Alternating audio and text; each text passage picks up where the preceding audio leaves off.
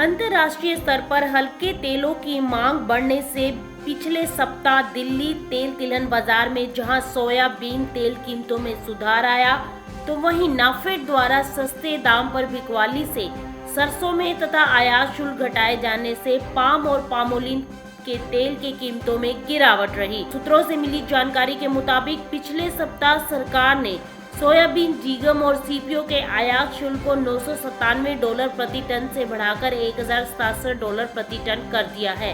Soybean जीगम के आयात शुल्क में तेजी से यहां सोयाबीन के सभी तेल तिलहन कीमतों में सुधार देखने को मिला। विदेशों में हल्के तेलों की मांग बढ़ी है और हल्के तेलों में सोयाबीन जीगम के सस्ता होने से इसकी मांग बढ़ रही है। इस वजह से भी सोयाबीन तेल तिलहन कीमतों में सुधार देखने को मिला। जाड़े के मौसम में भुनी मूंगफली की मांग दरअसल बढ़ जाती है। वहीं स्थानीय मांग बढ़ने के साथ साथ निर्यात की कुछ मांग आने से मूंगफली दाना, मूंगफली गुजरात और मूंगफली सॉल्वेंट रिफाइंड तेल तिलहन कीमतों में भी तेजी देखने को मिली।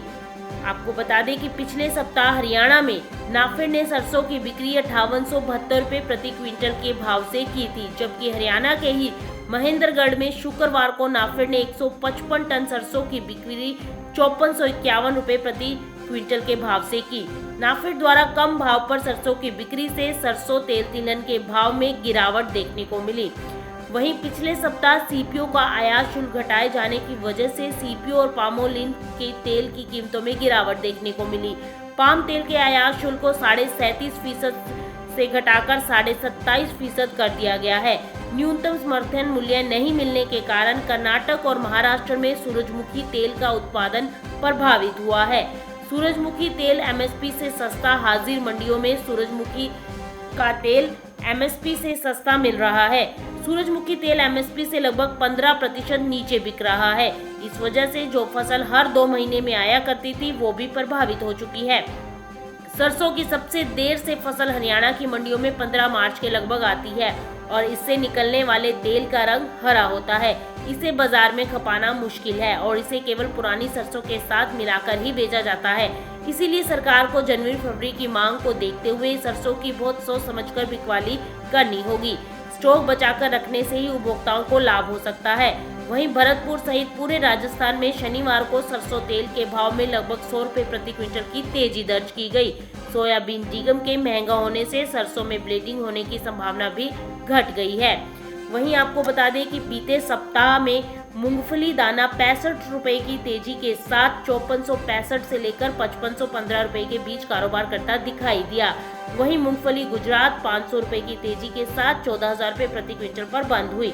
मूंगफली सॉल्वेंट रिफाइंड का भाव भी पिछले सप्ताह 65 रुपए की तेजी के साथ 2160 से लेकर 2220 रुपए प्रति टन पर बंद हुआ। दूसरी ओर सरसों दाना 85 रुपए की तेजी के साथ 6165 से 6235 रुपए दर्ज किया गया और सरसों दादरी तेल 280 रुपए की गिरावट के साथ 12,200 रुपए प्रति क्विंटल पर बिका।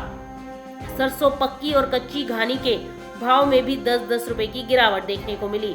सरसों पक्की 1870 से 2020 रुपए में बिकी, तो वहीं कच्ची घानी 1990 से लेकर 2100 रुपए प्रति क्विंटल पर कारोबार करती दिखाई दी। अंतर्राष्ट्रीय स्तर पर हल्के तेलों की मांग बढ़ने के बीच सोयाबीन जीगम की मांग बढ़ी है और आगे इस तेल की मांग और बढ़ेगी। अंतर्राष्ट्रीय स्तर पर बढ़ती मांग के बीच सोयाबीन दाना 50 रुपए की तेजी के साथ 4550 से 4600 रुपए प्रति क्विंटल पर पहुंचा, जबकि लूज में भाव 50 रुपए की तेजी के साथ 4385 से 4415 रुपए प्रति क्विंटल पर कारोबार करते दिखाई दिए। सोयाबीन दिल्ली, इंदौर और डीगम के भाव में भी सुधार देखने को मिला। 150 रुपए की तेजी देखने को मिली। सोयाबीन दिल्ली का भाव 11,750 रुपए, जबकि इंदौर का 11,450 रुपए और डीगम के भाव 10,530 रुपए प्रति क्विंटल पर कारोबार करते दिखाई दिए। माना जा रहा है कि आगे आने वाले दिनों में बिनोला तेल की मांग बढ़ने का अनुमान है, क्योंकि सरकार ने आयात शुल्क घटाकर 27.5% किए जाने के बाद बीते सप्ताह में सीपीओ पामोलिन और पामोलिन कांडला की कीमतों में गिरावट देखने को मिली है। सोयाबीन निगम के मुकाबले 700-800 रुपए प्रति क्विंटल सस्ता होने से बिनोला तेल की मांग अब बढ़ गई है, जो आगे और बड़ी रह सकती है।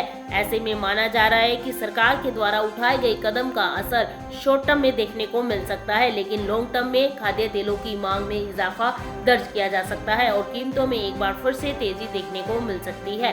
Bureau report, market times TV.